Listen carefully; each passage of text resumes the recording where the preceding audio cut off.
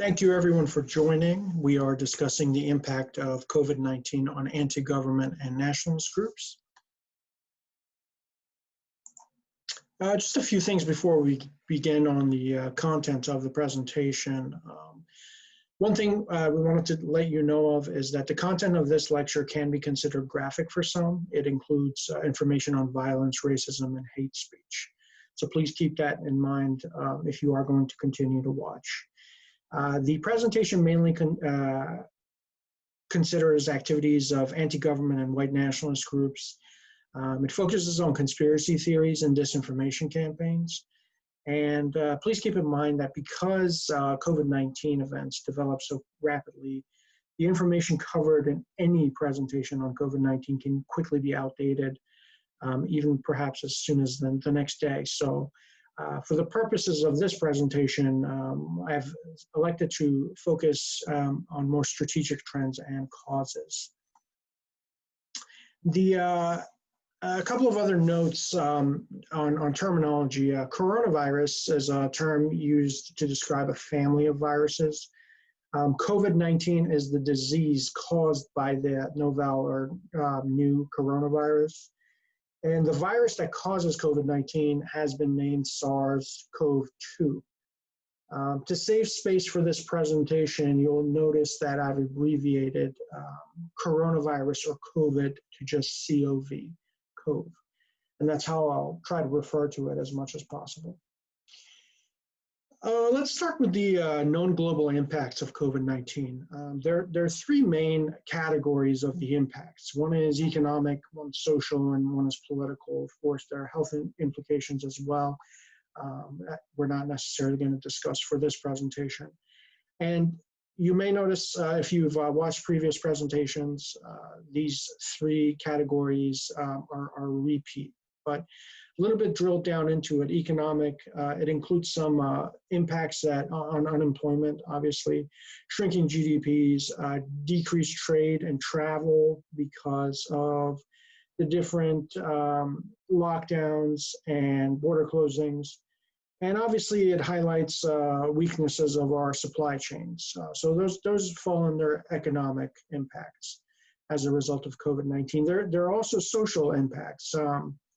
There are anti-migrant sentiments and movements. There are anti-Chinese or Far East Asian movements. And of course, there's always the blame and conspiracy theory games. And as far as political, it does have a specific highlight on the lack of preparedness for governments. And it has highlighted many threats to and weaknesses to our national security, both domestic and international threats. As we've discussed, some of these categories match quite well with known catalysts for extremist growth. So generally, insecurity, chaos, any type of uncertainty creates an environment where growth of any type of extremist ideology and then specific extremist movements are accelerated. So you will notice economic instability and uncertainty that can serve as one of the catalysts for growth of extremist movements. Social instability, which we're experiencing quite heavily right now. And then political or governance instability. And that's not necessarily to suggest that a government is collapsing, but when the citizens do not have enough faith in the government's response to any type of crisis, that does create instability. Briefly on the history of anti-government militias and groups or nationalist groups in the United States. This is quite a nice graphic done by the Southern Poverty Law Center, and it kind of gives you an idea of how many anti-government or militia groups there have been since 1995. And it also gives you a nice representation of the timeline and the increases and the decreases that I face. So obviously you can see in the mid-1990s, going back to even 1990, there were quite a lot of anti-government movements popping up around the country. This is represented by things like the Waco incident. And then we see a little bit of a leveling off and decrease until the election of President Barack Obama. And then there was a surge again in anti-government and anti-government militia groups. And again, you see the representation, and it somewhat has started to decline. And this graphic in particular shows trends until 2019. Of course, as we'll learn in this presentation, there may in fact be an increase in anti-government militias and groups in 2020 as one of the byproducts of the COVID-19 pandemic. And again, on some of the historical trends from 2014 to 2019, there's a nice breakdown again by the Southern Poverty Law Center of militia groups and other types of patriot groups. And you do see that in 2018, there was an increase of militia groups. And it's kind of remained the same. It went from 35 identified groups to 31 in 2019, but very curious to see what 2020 figures will show. So we've established that anti-government and nationalist groups are nothing new in the United States and in fact in the world. What I want to discuss next is disinformation campaigns and in particular conspiracy theories that are being promoted as a result of the COVID-19 pandemic. And I'm not going to go into too far into detail about these, but I'm going to mention basically the themes that they espouse and what they surround. So the first one, COVID-19 or the coronavirus is a bioweapon. That has been a rather large disinformation campaign, and a lot of conspiracy theories are surrounding that. And, you know, it depends on where you are in the world, who you talk to, but it could be created by several different entities. Some say it was created by China. Some people say it was created by the United States. Some say Russia. There are entities out there that say it was a joint venture between Russia, or rather the United States and China. And related to the next one, coronavirus is created by either the ultra-rich, the deep state, Bill Gates, George Soros. And some of these conspiracy theories also state that whoever they espouse that created these viruses also has the cure, just saving it. And then there are a set of conspiracy theories and disinformation campaigns saying that coronavirus was created to lock up citizens in order to impose martial law and or limit civil liberties. And then coronavirus created to interfere with the 2020 US presidential election that is being kicked around on the internet as well. There are sentiments being shared online by certain groups that coronavirus was or is still being caused by migrants. Another one is coronavirus caused by or linked to 5G technology.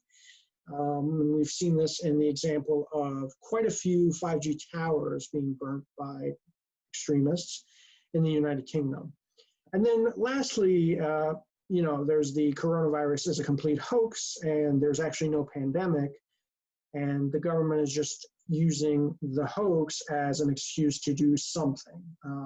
And as you can tell, these conspiracy theories and disinformation campaigns do feed off of each other. They could be intermingled, or they could be related to one another. So just because they're listed on a different line doesn't mean that we look at them completely separately.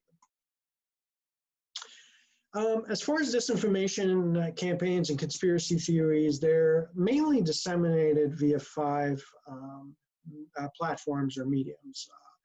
One obviously is social media platforms, you know, Facebook, Twitter, YouTube. Those are some of the more popular ones. There's some on Instagram, you name it, you know, the extremist groups and those who are trying to promote the propaganda will use that medium. There are online forums. 4chan is an example. 4chan does serve as quite a good propaganda machine because it's unmonitored, and you can basically post anything you want on there with some limitations. But it offers a certain amount of deep web privacy that other websites do not necessarily offer.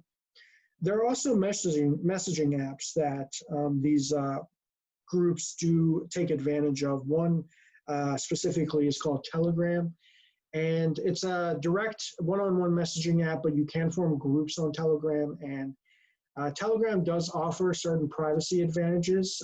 It's actually often used by reporters, journalists who want to maintain anonymity of their sources and can't necessarily track them. So Telegram has been one of those mediums that has served the purpose of anti-government groups. And then, of course, as we've come to realize, video games have tended to be a platform where a lot of propaganda and conspiracy theories are shared because a lot of video games have chat functions and forums, and where players can communicate with one another. And then, of course, conspiracy theories and more formalized disinformation campaigns are being spread by state-owned news outlets, mainly Iranian, Russian, and Chinese news. Briefly want to talk about relevant players and as far as nation states, anti-government groups, and then white nationalist groups. We'll talk more in depth as we go through the presentation, but I want to just briefly outline them so there's some kind of checklist that you can, if you choose to learn more about certain groups or movements, you can go back. Obviously, we mentioned nation states and in previous presentations as well, but China, Russia, Iran, three of the bigger players. And as far as disinformation campaigns. And then as far as anti-government groups and militias in the United States, there is a movement and somewhat of a group called the 3 Percenters. Now, I will say that there is no 100% unity within the groups that refer to themselves as 3 Percenters. There's 3 Percenter original, and then every state has a chapter, and cities may have chapters, and you don't get necessarily the same type of messaging from all of them, but generally speaking, they are an anti-government or anti-government watchdog type of organization, and they are considered a militia group. There's the Oath Keepers. There is there's a term or movement called sovereign citizens, which can encompass quite a lot of different groups. There's Proud Boys, Patriot Prayer, American Revolution 2.0. These are some of the groups that have been named and had more activity throughout the COVID-19 pandemic. And then, of course, there are white nationalist groups. Some are very easily identified and recognizable, like the National Socialist movement. That's basically a neo-Nazi group. There are other white nationalist groups that you may hear of. One you may not have heard of as a movement. Again, loosely termed a group of organizations with like-minded ideology called the Boogaloo movement. And it's, based on basically a philosophy that the end of times or some type of civil war will lead to the collapse of the United States, and the government and society can be recreated with white supremacist ideologies. Now, we're going to begin with nation states and non-state actors.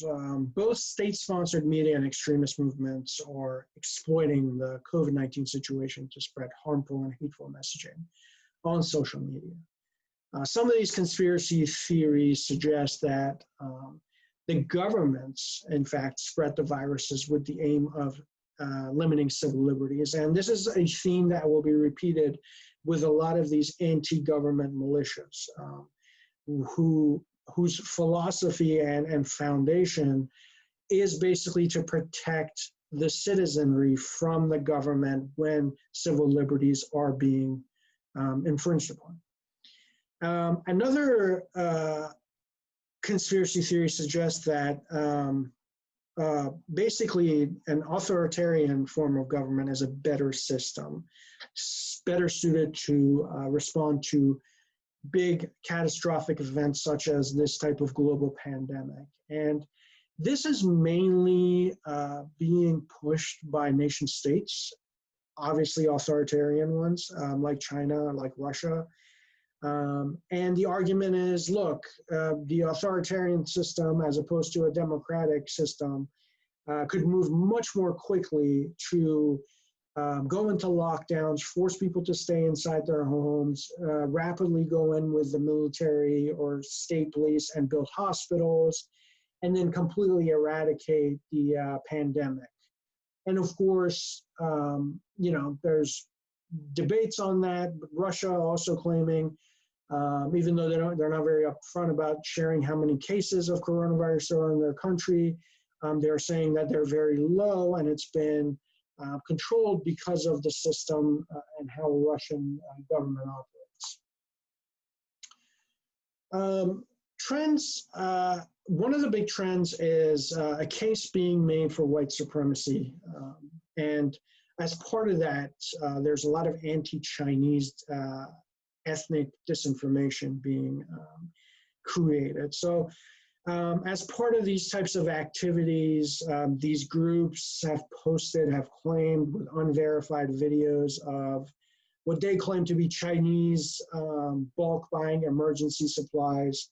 And they're suggesting that these people, whoever is being filmed at whatever time, it could be, you know, now or 10 years ago, suggesting that an attempt to limit emergency supplies for other countries. So, you know, there have been supposed videos popping up in the United States, Europe, from China, you know, unverified and unproven, unsubstantiated claims. And then there are unverified videos of Chinese, or what the narrators claim as Chinese, spitting on fresh produce in supermarkets, or wiping saliva on door handles, public benches, etc.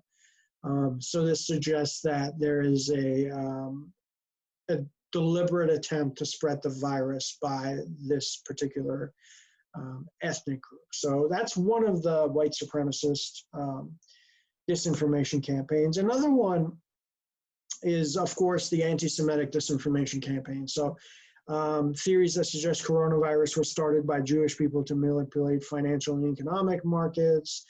That's nothing new from white supremacists and white supremacist organizations or white nationalist organizations. And then theories that suggest coronavirus was started by Jewish people to kill white people with the aim of changing the demographics in North America, United States, and then in Europe as well. Again, nothing new, specifically, you know, new for this pandemic as far as white supremacist movements. The anti-Semitic disinformation campaigns have always been. And then there is the white supremacists making a case for anti-migrant movements and disinformation. So they suggest that the migrant routes in Greece and Turkey, and then Mexico and the United States border, will help serve as vectors for the transmission of the viruses. So they're saying we need to shut down all these borders altogether to limit the spread or stop the spread.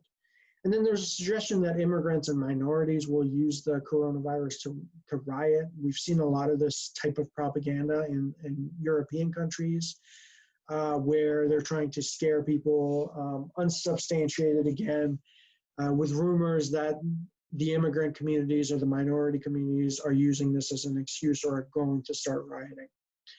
And then there are suggestions that asylum seekers in Europe are rioting against quarantine, and there have been even claims that they're flying the ISIS flag, specifically related to COVID-19.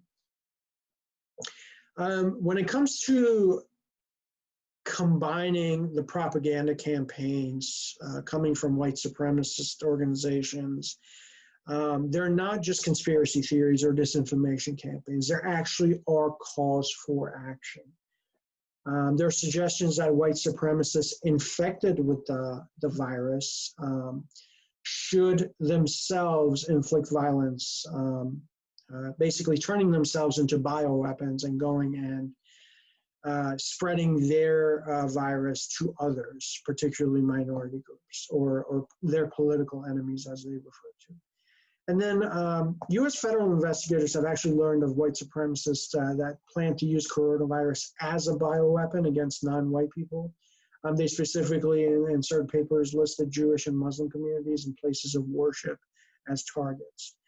And then there are calls for followers to capitalize on pressures caused by the coronavirus, the COVID-19 pandemic, onto our public services. So they're saying, hey, emergency services are less likely or less able to respond right now, so it's a good time to go after soft targets. And unfortunately, hospitals where coronavirus patients are being treated have been identified by extremist groups as one of those soft targets. These are some of the images that are being posted online on the different platforms. On the left, you see a coronavirus kind of graphic poster. And it may not be super clear, but it's basically a person in a limited hazmat suit covering their face, and there's a rifle in their hand. And then obviously on the right, there's a hazmat suit that they're wearing with a mask and a rifle.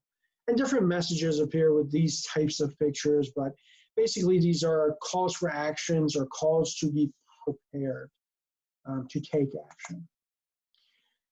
This post in particular actually comes from Telegram, and I'm not going to read it all, but you know, giving you time to read it. Basically, a racist diatribe of a person by the name of Timothy in one of the southern states that actually was shot by FBI agents because he was about to carry out an attack on a hospital where coronavirus patients were being treated. So this is basically someone, you know, not only reading into the disinformation campaigns, but actually responding to one of the calls for action. Democracy is a failure. That's another trend that we're seeing that's continuing through disinformation campaigns, and then again for calls for action. There's a movement rather called Acceleration-ism or Accelerationist-ists, which basically a movement that promotes the idea that democratic or democracy, democratic societies or democracies is a failure, and that groups should accelerate its end through mobilizing social conflict and violence. So we discussed the Boogaloo movement and those types of groups. This is particularly one of them, and this originally, I believe, started as anti-capitalist movement, basically saying that capitalism was going to lead to the collapse of civilization. But these people want to accelerate the fall of democracy and fall of society in order to be able to rebuild it. So this is a number of communities supporting white supremacist, accelerationist terror, or using the crisis as an opportunity to call for attacks, hoping to overwhelm emergency services and hasten societal collapse. So one note about them is that not all accelerationists are white supremacists, and that'll come into play a little bit. Timothy Wilson was the name of the person in Missouri who died after a shootout with the FBI. And he was suspected of plotting a domestic terror attack on a hospital, as we discussed. And I believe he was going to use explosives to carry that attack out. FBI officials stated that he was motivated by racist and anti-government belief.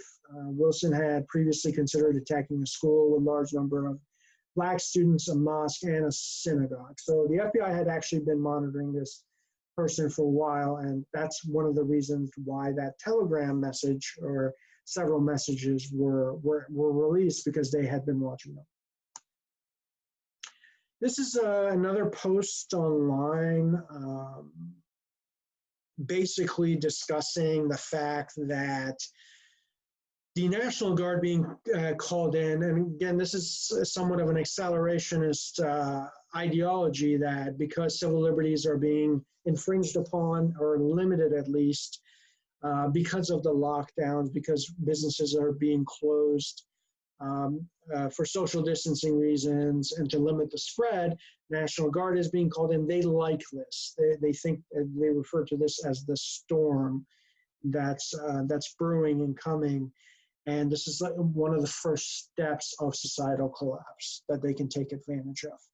And you can see this as a Twitter platform.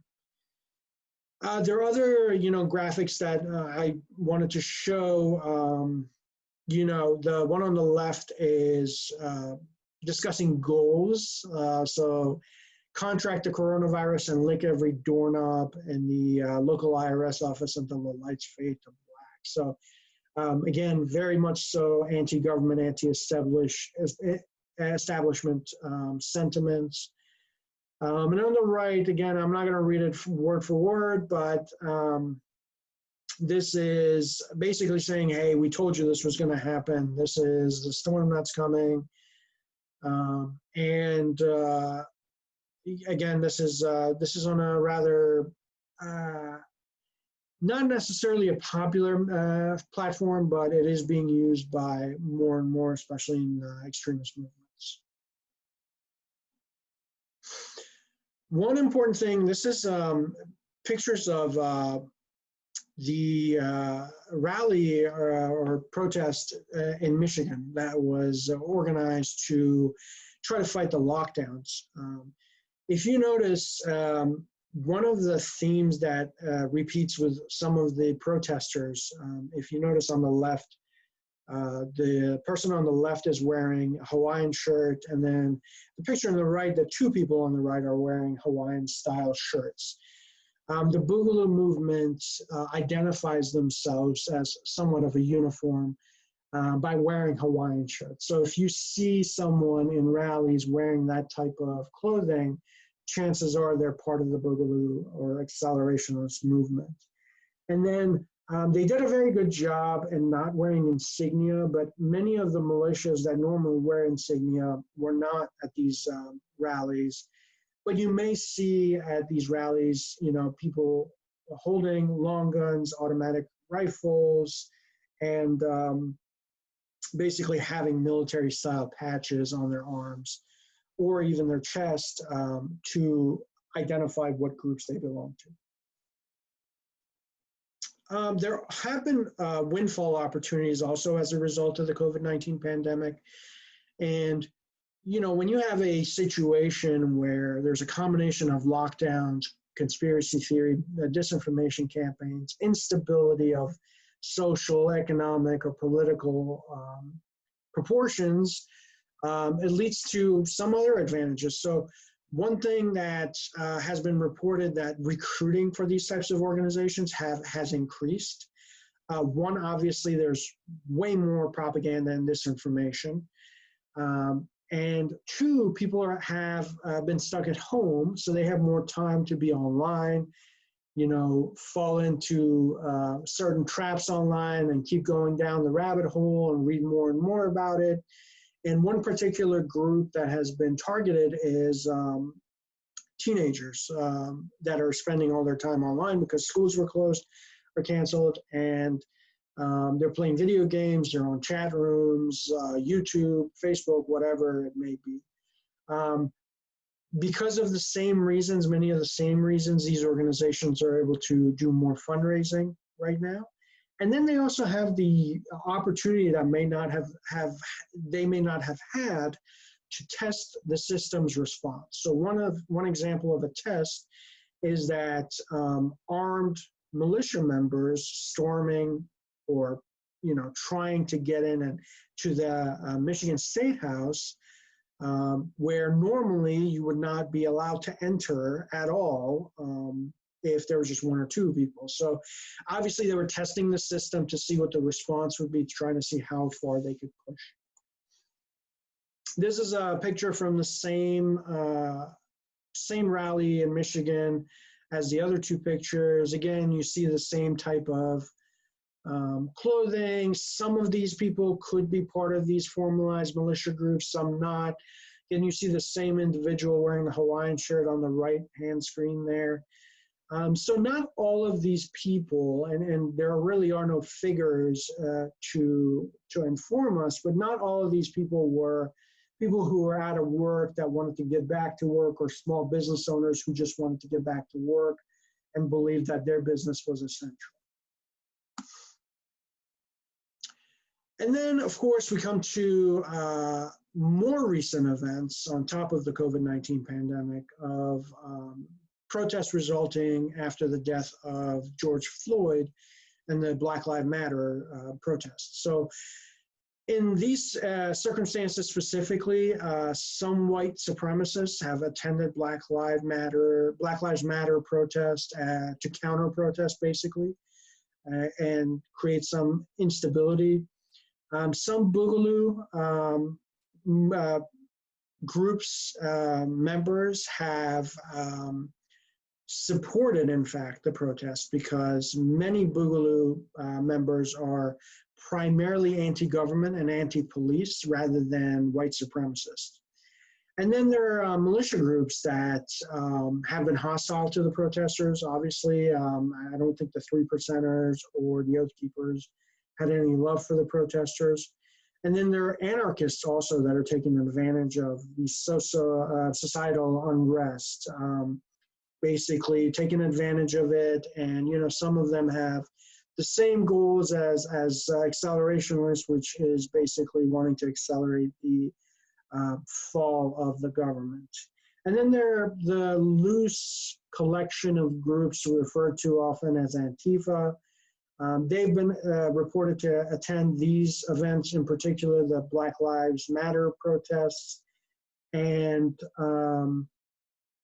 you know, it's hard to single out a specific Antifa group because there are a collection of groups, but they like to challenge these other types of groups, and sometimes they do so violently. I briefly wanted to just state some of the resources that were used for this presentation. So there's the Institute for Strategic Dialogue, the Soufan Center, Center for Strategic and International Studies, the Southern Poverty Law Center, which we discussed, and of course the Anti-Defamation League. If you're interested in learning more about any of these topics, these organizations have quite a tremendous amount of information.